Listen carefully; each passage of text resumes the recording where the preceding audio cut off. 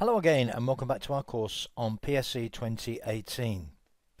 This section is intended for anybody who hasn't used photo organizing and editing software at all, or at least hasn't used Photoshop Elements before, and would like to get an overview of what this kind of software can do, what this software is all about.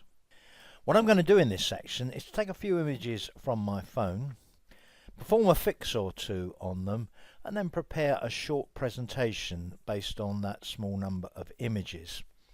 I'm not going to do any of these things in great detail. The detail will come later, but I'm going to try to give you a good overview, a good taste if you like, of some of the main things that you can do with PSE. If you've used an earlier version of PSE, particularly a recent one, you can probably give this section a miss. For the rest of you, the people who do intend to cover this section, thanks for sticking with me this far, finding out all that important background information. Now we're actually going to start doing some things with some photos, so hopefully the work you've put in so far will start to pay off. So first of all, I'm going to show you how to get some pictures, in my case from an iPhone. Then I'll introduce you to the media browser. I'll show you a little bit of fixing in the organizer, how to make a slideshow, and finally I'll tell you about PSE projects. First of all, in this section and the next few, we're primarily going to be using the organizer.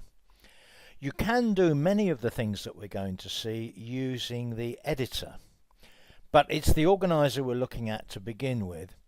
And the first thing we're going to do is to get some images into the organizer. I'm going to get them from an iPhone, and not only are there many different sources for images, phones, hard drives, the internet, pieces of paper, all sorts of sources, but if you take phones for example, there are many different types of phone. There are many different ways that you can connect a phone to a PC. So what I'm going to do in this section first is to use one of the most common ways. I have a cable, a USB to Lightning cable for an iPhone, and I'm going to connect the phone to the computer using that cable. So I'm doing that now as I speak. I'm just plugging one end of the cable into the USB socket on the PC. Nothing happens because the phone isn't switched on. I'm going to switch the phone on now. Now exactly what happens when you connect your phone to your computer will depend on both the computer and operating system and on the phone, and indeed to how you've got them connected together. But one thing that is very likely to happen is that you will need to check the phone end of the connection, and in the case of an iPhone you'll probably get a message along the lines of allow this device to access photos and videos. So for security reasons, what's happening here is that your phone is aware that there is a PC trying to talk to it, and you need to let your phone talk to that PC. Now the option I'm offered there is allow, so I'm going to tap on allow on my phone, and having given that permission, what I'm now going to see is whether the PC is happy with the phone. So if I click on File on the Organizer menu, Get Photos and Videos, and if I go to From Camera or Card Reader, it will actually see which devices it is aware of. And if I click on this drop down, one of the options is Apple iPhone, so it can actually see my iPhone. And what it will do now, as it says there, is connect to device. Now this can take a little while. There are actually quite a few images on this phone as well. So what the device is doing is looking through those images, and what it's going to do is just make a list of them. And one of the things I could do now is to just import every image that's on that iPhone. Alternatively, I can just select the particular ones that I want to process on this occasion. Now what I'm going to do here is to get the whole lot off of this phone. It'll be a good starting point for my catalogue, and it'll give me many options for other tasks in this and subsequent sections. Before I do, let's just look at this Elements Organizer Photo Downloader dialog. Now, first of all, it said there are 259 files selected, so it's found 259 images on the phone. And where it's going to put them is in that default location that I mentioned in an earlier section, /shot date. What it does with these images is to put them in subfolders according to the dates that the shots were taken. So when it imports from the phone, I'll see a load of day subfolders in my pictures folder, and each of those days will be the date on which some of the photos were taken, and those photos will be in that subfolder. By default, it will create subfolders with a shot date name in the format YYYYYMMDD. If I want to change that to one of the other options for the subfolder names, I can. What I'm going to do at the moment is to leave the folder name like that, year, month, day, as the default. I can also instruct PSE to rename the files as it imports them. So for instance, if I wanted to prefix them all by Apple iPhone or something like that, I could do a rename here. Some of these other features of getting images in this way are some of the things we're going to look at later in the course. So at the moment, I'm just going to stick with the names as they are on the phone. And then I have the delete options that I talked about earlier on. That is, after copying, do not delete originals. I'm going to stick with that. Ignore that last checkbox, automatic download. Again, I'll talk about that later as well. And I'm going to click on Get Media. And you'll see this progress dialog as it gets the images from my phone.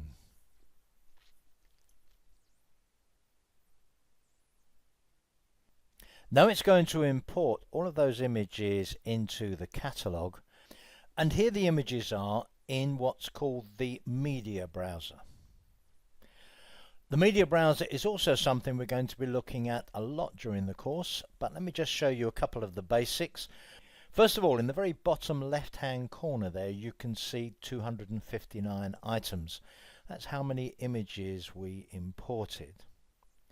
And also, if you look at the pane on the left, you have those days. And if I click on a particular day, I'll see the images for that day. I'll come back to that point in just a moment. But one thing that you'll definitely want to be able to do is to delete images that you no longer want. So for instance, there's a really nasty mistake over there on the right where I managed to get my finger in front of a shot. If you click on one of the images in the media browser, you notice the little tick that means it's selected. If you want to delete it, all you need to do is press the delete key.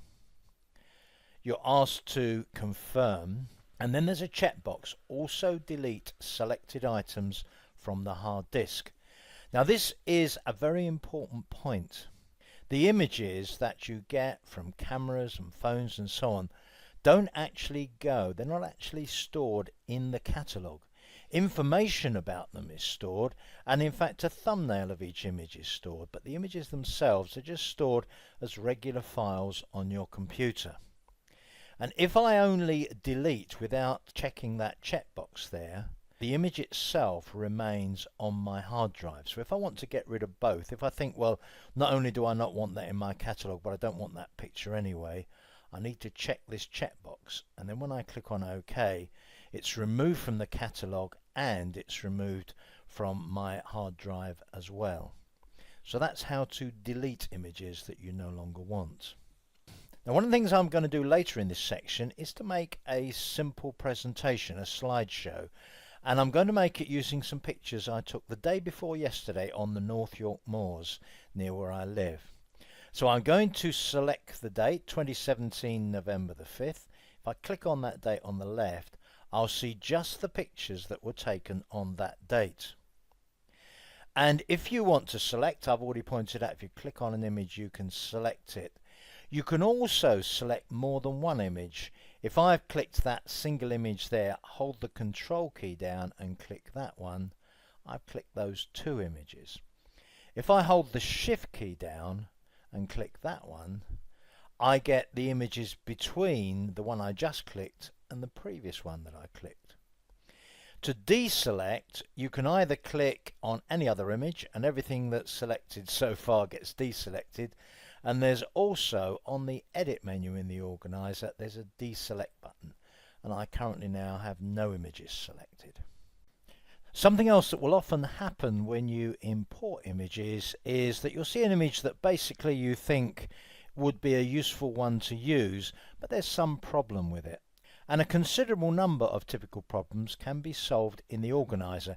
In many cases you'll actually work on problems with images in the editor, but you can do quite a lot in the organizer. So let's suppose I take that particular picture and I'm going to double click on it, and it brings it up to a much larger size.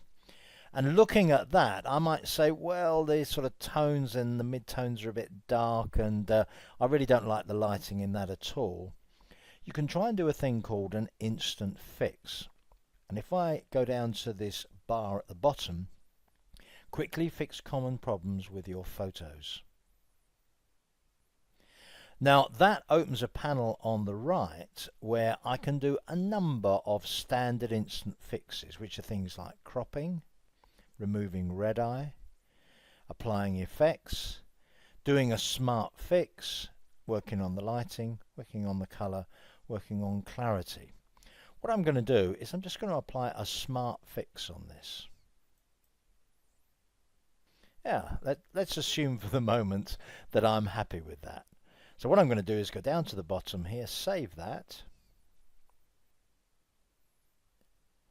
and I'm going to click on Done. Now I'm going to click on the button up there, Grid, to take me back to the grid. And you'll see that I have now a new version of that picture. And the lighting in this new version is much better. You'll also notice that there's a tiny little symbol in the top right. I'll tell you more about that later on, but what that's basically saying is that I now have more than one version of that picture. I've got the original, I've got the one that I've just fixed. So there are quite a few different issues that you can fix in the organizer, and we'll be looking at them in more detail later. What I'm going to do now is to make a simple slideshow. Slideshows have changed significantly in PSE 2018. One thing that hasn't changed though is if you want to quickly make a simple slideshow, it is very quick and very simple. And that's what I'm going to do at the moment. We'll look at slideshows in quite a bit more detail later on.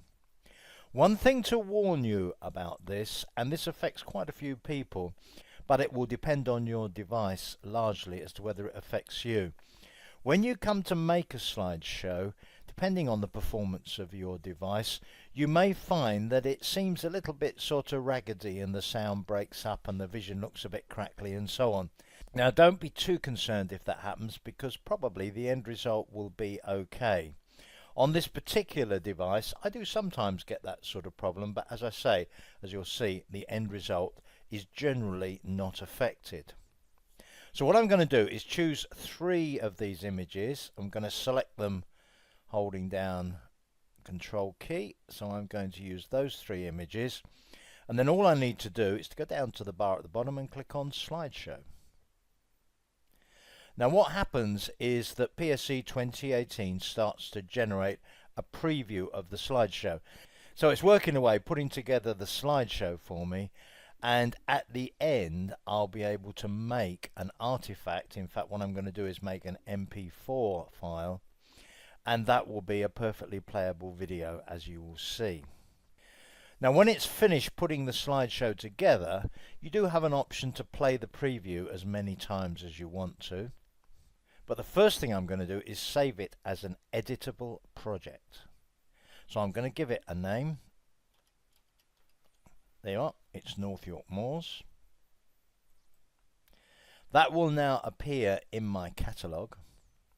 And apart from saving the project so that I can do further work on developing the slideshow, I'm going to export the output of it as it is at the moment as a video file. It will actually be exported as an MP4 file. So I click on the export button at the top right, export video to local disk.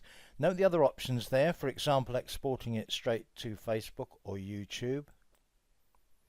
Put in a file name. I'm going to leave it at the default location, And then I have a number of quality presets. I'll just stick with 720p at the moment. Click on OK, and it starts to make my video file.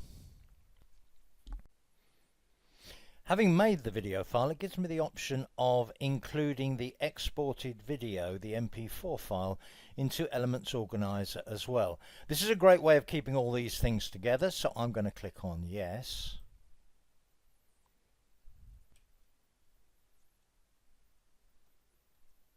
Now let me click the back button to go back into the organizer.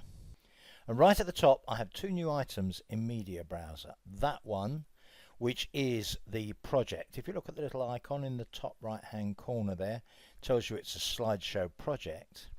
And this one, which is a video file. Let's take a look at the video. To play it within PSE, all I need to do is to double click on the thumbnail there in the organizer, but for full effect I'm going to play it in a video player outside of Elements Organizer.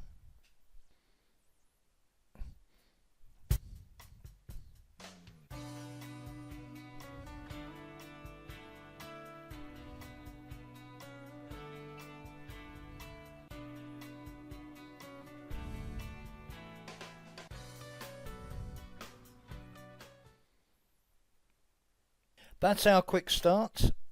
I'll see you in the next section.